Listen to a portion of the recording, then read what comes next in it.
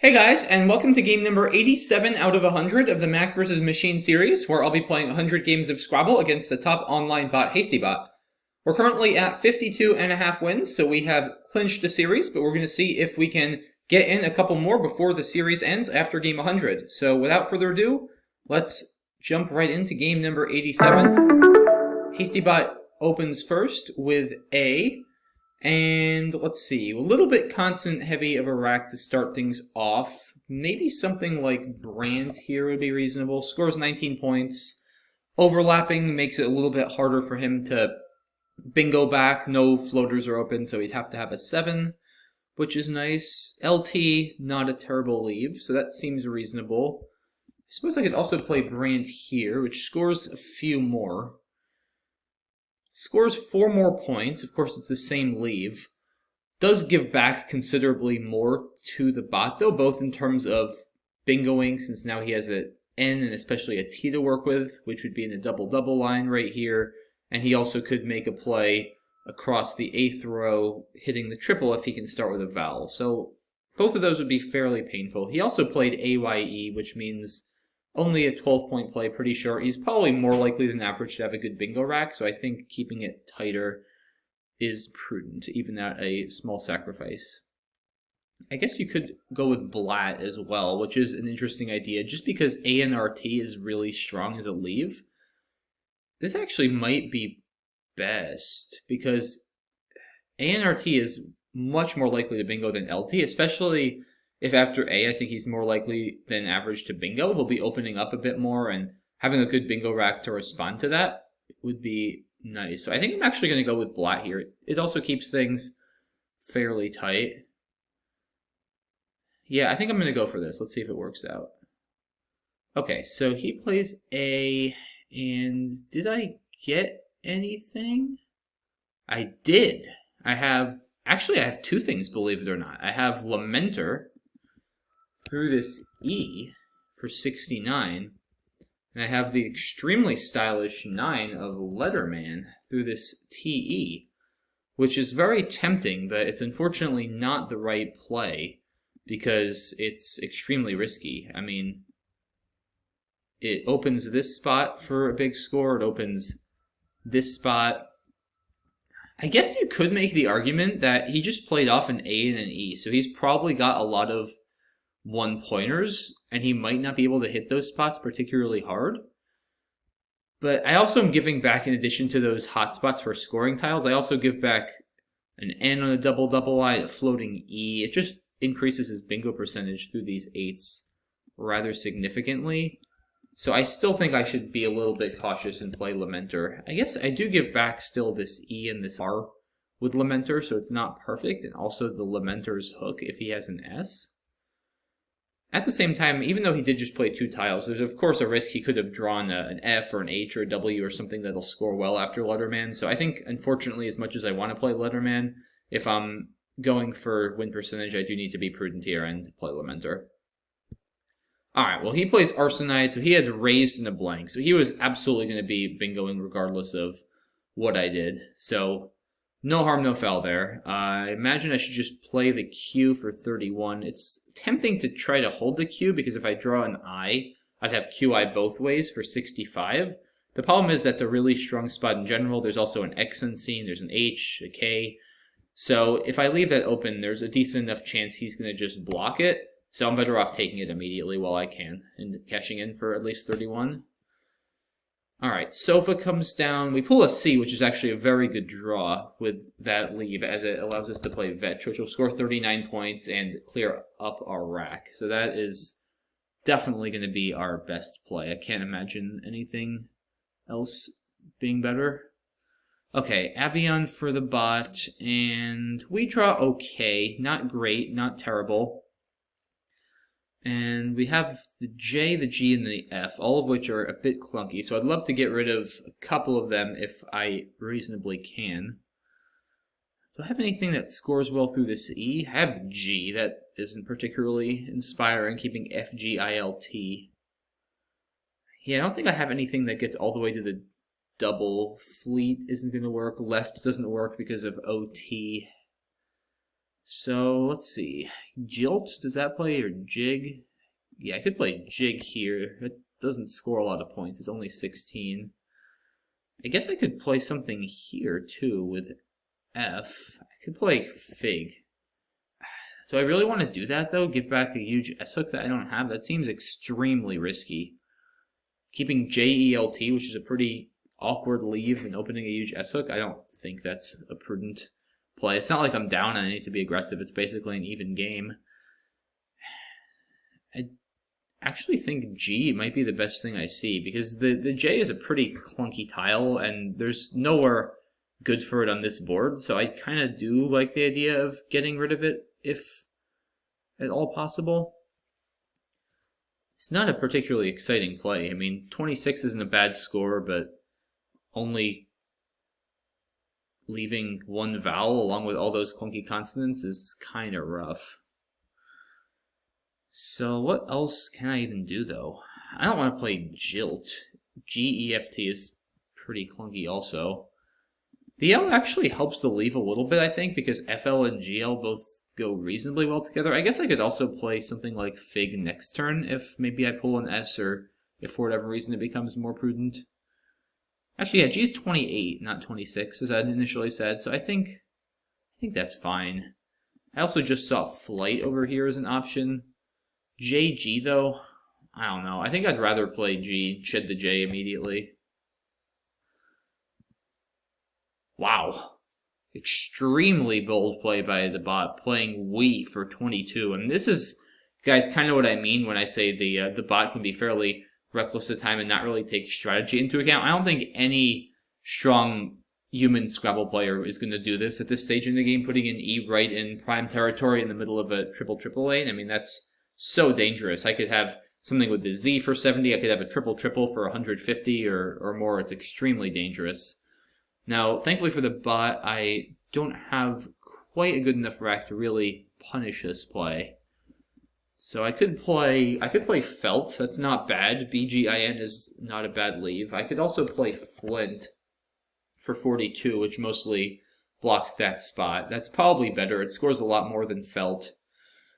So I think for 9 more points, I'm better off doing that. Unless there's something better through that E missing, but I don't see it yet.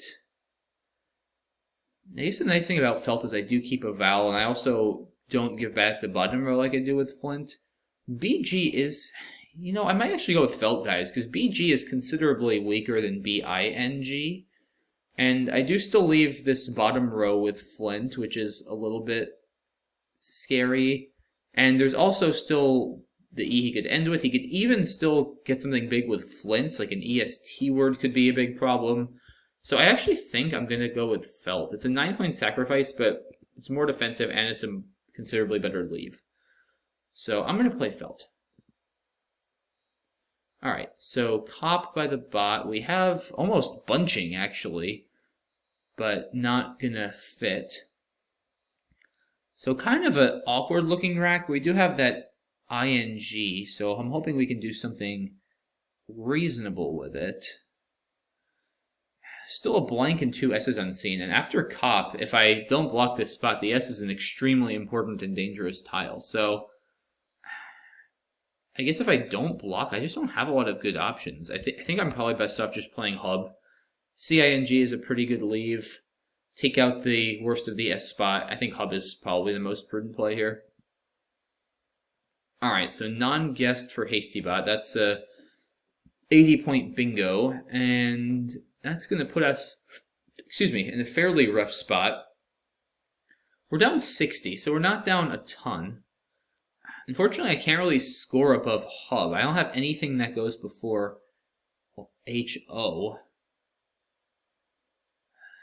Maybe I try to... I'm feeling like there's not a lot of opportunity here for bingoing. I think I might need to play something like AI. Try to open up a lane. The nice thing about this is it sets up Ain, and if he tries to play something with Rye, I'll still have Rain. If he tries to block here with like Ray, like Aid or Air, I'll still probably have something that hooks on the left. I guess Air, I wouldn't have anything that hooks. But I could definitely still draw like an L for lair or an M for mare or something. So I think AI is fine here. It's good to be a little bit aggressive given I'm at a deficit. Okay, so he plays MIDI. And I do have the R for raid now, which is nice. Not really anything to do with it, given I picked up another I. Don't have any bingos that have Reagenic with an E, so I guess I probably just play Gib or Crib. Kind of a tough call, actually. I think Gib, because at least... I don't know, actually. I mean, the nice thing about Gib is I keep this L open, and I keep the R for raid. With Crib, I do score a few more points. I keep ING together, but ING is really not going anywhere on this board. The board is so bad after Crib.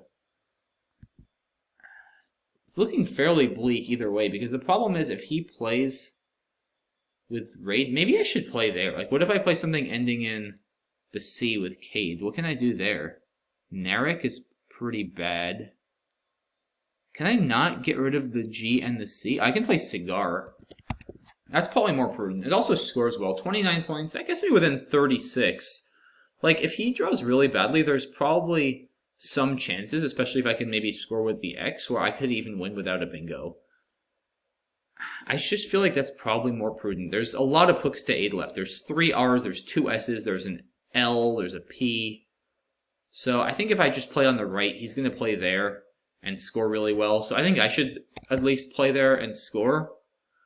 And then hopefully I can do better next turn. Okay, so Drubs and... Oh, wow, very fortunate break for us. His play of Drubs, which looks very strong, actually gave me a spot for Toonie, which is going to keep us in this game. Okay, so Zune by the bot and... Tough position now. Very tough position. Down 28. We have the X, which we can score pretty well with, I imagine. The pool is kind of mixed. There's some good bingo tiles, but there's also duplicate R's and a U. There's also just not really anywhere particularly good to bingo. Perline. I guess Perline is a threat on the I column, making L-I-A-N and lame. I just think if I can't play bingo defense. I have to concede if he has Perline, he has Perline. Because if I play bingo defense and don't score enough, then I just lose because I'm actually down 28. So I think I need to score here. I probably have to empty the bag, unfortunately. I think Vita is fine.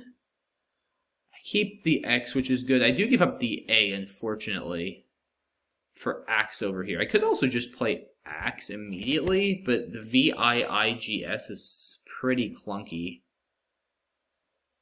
I guess Viga or even Vigas. Maybe Vigas, because I don't think the S is so good on this board. I think the 8 points is more important. So maybe I do that.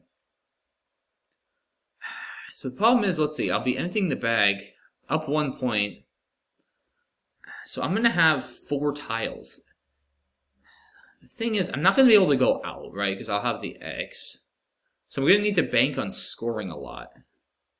If I draw the E, I'll have 30-some point plays in multiple spots.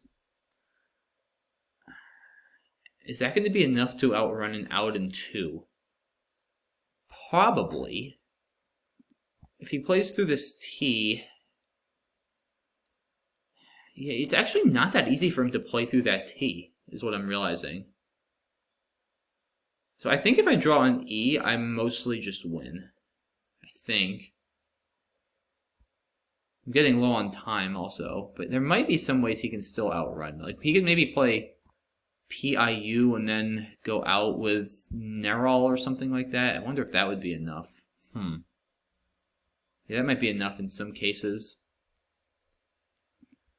See, if I play Vita, so I score a little bit better.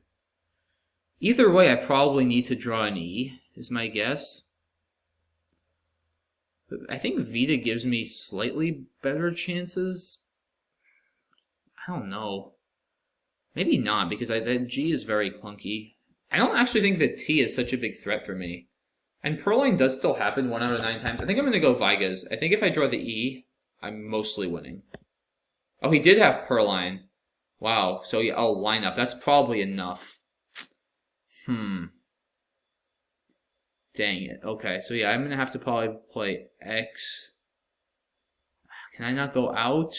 Ah, I'm out of time. Rex, is that better? No, X is one more.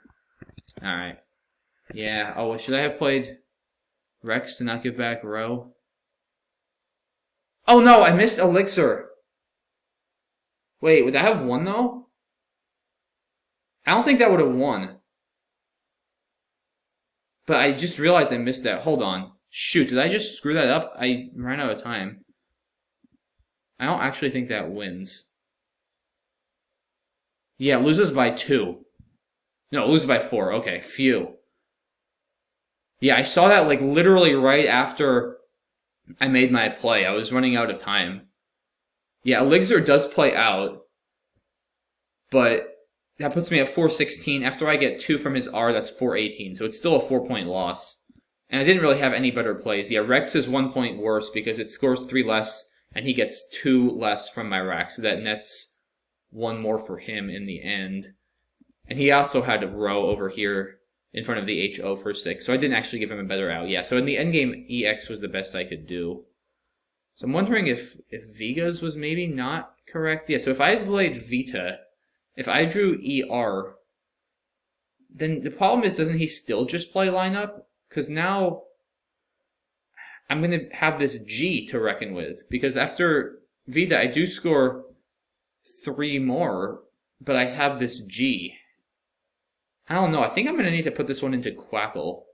I guess I could also play Axis over here. I didn't think about playing the X immediately. Maybe I should do that. I guess if I had drawn... Well, it turns out if I do this and I drew ER, he just bingos out and wins. But in general, maybe is this better?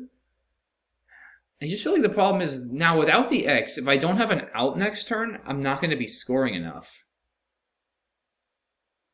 I don't know. Let's put this one into Quackle. 1 second, guys. Okay, so on this turn...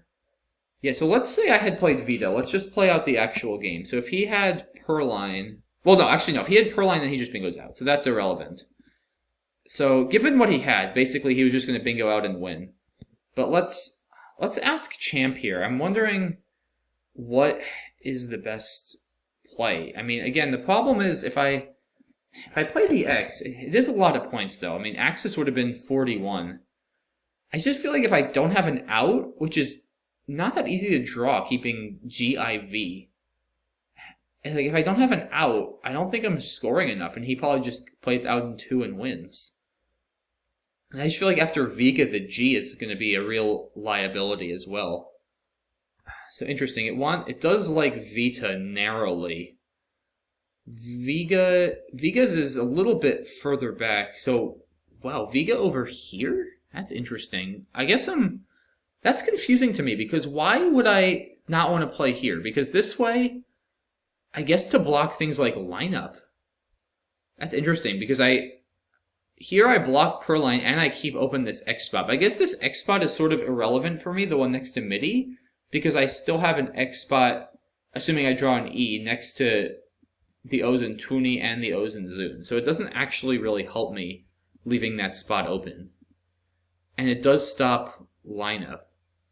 So I guess, yeah, lineup is still slightly more likely than Purline, because he could have lineup and an E. But most of the time, right, 2/3 of the time he has lineup, he also has an R for Purline anyway. So is it really better to block that? I guess really tough call. I kind of liked getting rid of the S, though, to be honest. I think those 8 points are really important, and I just didn't actually think the S is going to help me all that much, because mostly my best play next turn, if I keep the... Oh, okay. I see. I think I see why it wants me to keep the S now.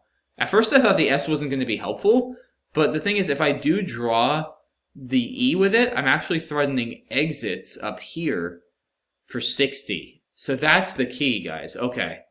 Because At first I was thinking if I draw the E, I'm probably just going to be playing X anyway, and then the S actually doesn't help me. If anything, it's a liability, because it'll be another unplayed tile on my rack. But I think the idea is if I play Vega and save the S, then I threaten exits with an E draw. I think more or less either way, whatever I do, I'm going to need to draw an E, just because without an E, my rack is so inflexible, and if I have the X, it's not going to actually really score much without an E.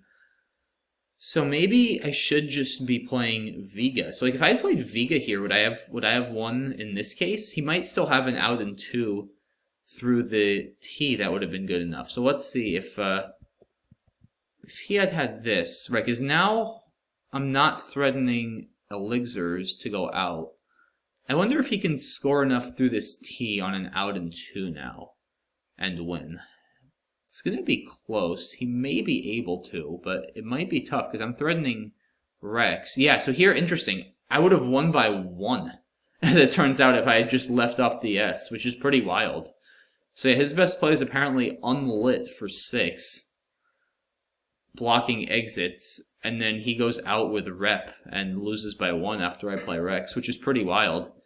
So yeah, apparently Vega here would have won me the game, as it turns out. I didn't, unfortunately, see the threat of exits with an E draw. I was only thinking about playing the EX somewhere else. So that might have tipped the scales for me, given I was already kind of banking on drawing an E in favor of playing Vega. It is interesting to me, though, that the playing Vega on column C was still ranked higher just because of the threat of Purline, which immediately ends the game on the spot.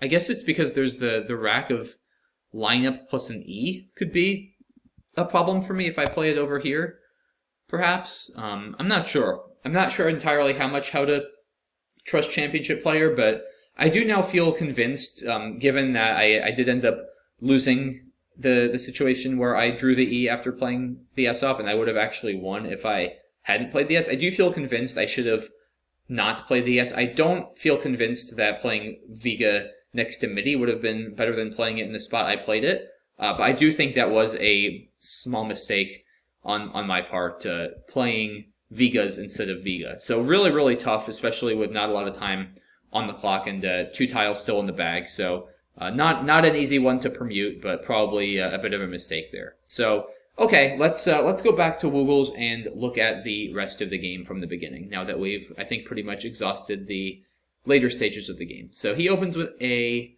Brandt is a little bit higher on equity here, as I figured. It is an 11-point sacrifice, which is substantial, but ANRT has really good bingo potential, and I also, as I mentioned during the game, especially after short play like A, I kind of liked keeping things a little bit tighter and not giving him as many floaters to work with. So I think Blatt is reasonable. The bot draws more vowels and plays off A, and I did spot the cool play of Leatherman here. You could make the argument that it's better just, again, because he's playing 1-point tiles, but at the same time, if he did pull like an F or a W, that's just an easy 40 points, and I'm giving him so many more tiles to work through. I give him an L, an E, an A, and an N, whereas after a Lamenter, I really just give him the E and the R. So Lamenter definitely is more defensive, which in terms of bingos, which I think is still more important after a play like A. So as much as Leatherman would have been a cool play to make, I do still maintain that Lamenter was the best play from a strictly win percentage standpoint. He doubles with Arsenide. I drop the Q, not much to look at there. Sofa, Vetch, not much else to consider. So he has the blank with Avion. Yeah, this turn really threw me for a loop. Fig, of course, is a little bit higher in equity. Not that much higher than equity, though. I think that just shows you guys how bad the J really can be. Like, ELT is a fantastic leave, but when you draw the J, it makes it a really weak leave. This is actually worse than -3, the leave of EJLT, according to HastyBot. And FGILT is not good. It's about -6, according to HastyBot, but normally you'd think a rack like FGILT with 4 consonants and 1 vowel, the only vowel being an I, would be much worse than a rack that has 3 vowels only, only 3 consonants and 1 vowel, with the 1 vowel being an E. But the J really does make the leave after Fig difficult to work with. So G, I think, is perfectly fine. Of course, Fig just opens way too much at this stage of the game. Yeah, this play, I have to imagine, is not correct. I mean, all of his best equity plays are there, but O is totally fine. I mean, it's one less point. EEK blank versus EKO blank is pretty indistinguishable. If anything, EEK blank may be better, given there's a lot more O's unseen, only a couple more E's. So yeah, I think O by anyone who's an experienced tournament player's assessment would be a much stronger play than dangling an E in the middle of a triple lane like that. So another interesting call for me here. Felt and Flint were the two main things I considered. I think Felt is fine. Again, 9-point sacrifice, but the IN really helps out my leave of BG, and Flint gives back a lot more to my opponent. So Felt seems perfectly fine. He plays Cop. Aggressive play for sure, but you keep ENT blank, so there's a decent chance you'll even be able to hit something there, making your blank an S, so I think that's fine. What did I miss? Huh? Oh, gosh. Wow. That's the game right there, guys. I just was totally oblivious to the H-hook. I was just 100% oblivious to that. Wow. That's wild. Yeah, I just never even saw that. Wow, I can't believe I did that. Yeah, after a cop, I was like, I gotta block this S-hook. And it just never even occurred to me I could put an H there. That's actually crazy. I mean, this is obviously a massive mistake. Bunch scores 49 points and clears out my whole rack instead of scoring 25 and keeping both the C and the G. It's like not even close. I mean, this is just a absolutely gargantuan mistake. So that's really the game right there. That is certainly the play that lost me the game. I mean, at this point, I still had some chances after non-guest. I think AI is reasonable to try to open it up, and then MIDI. Yeah, Crib, as I mentioned during the game, is playable, but I think I'm better off blocking this lane, scoring some points, and hoping that I can maybe get some good scoring plays in the next couple of turns and outrun him without necessarily having to bingo. So no, I think other than missing that H-hook, Toonie, of course, only bingo. And I guess this play, too, is maybe wrong. Vega may have been better than Vega's. That one is a little bit more complex, though, or a lot more complex, I should say. But, I mean, missing the H-hook on top is just inexcusable. I don't know how I did that. But, yeah, that's really the game-losing play, I think, here. If I played Bunch, I can't know for sure. I would have been up 40, though, in a pretty tight board. My position would have been excellent. So, extremely careless. And, yeah, it's not like I just... looked there and didn't see it. It just didn't even occur to me to try to hook KOP, given I didn't have an S. So, yeah, really bad. But hey, it happens sometimes, and I'm glad at least that also Elixir wouldn't have won me the game. So, come the end, it was lost, and HastyBot comes out on top, 432 to 426. So another nail biter, but yeah, definitely a well-deserved loss for me after missing that H-hook on Cop. So yeah, I don't think there's much else to say there. It was still a pretty tight game, pretty interesting game at the end. So hope you guys enjoyed it. And yeah, that's just another reminder, it's these mistakes happen to the best of us. And it's pretty rare I miss something like that, but it definitely happens. So yeah, we've all been there. And definitely, guys, if you make mistakes like that, if you just like miss these hooks or make other mistakes, like definitely don't beat yourself up over it too much. It happens to everybody, and it's important to just kind of put it out of your mind and know that it happens, and try to come back stronger, because it definitely will happen. No matter how good you are, it's going to happen, and it's it's as I think the best advice I can give is it's not about whether you make mistakes, because you're going to make mistakes. It's about how you handle them. And yeah, I end up losing this one, but hopefully in game number 88, I'll be able to put this out of my mind and come back stronger and get another win. So that's it for this one, guys. Thanks again for all the support. Hope you enjoyed this video, and I'll see you soon for the next one. Have a good one, and see you soon. Bye-bye.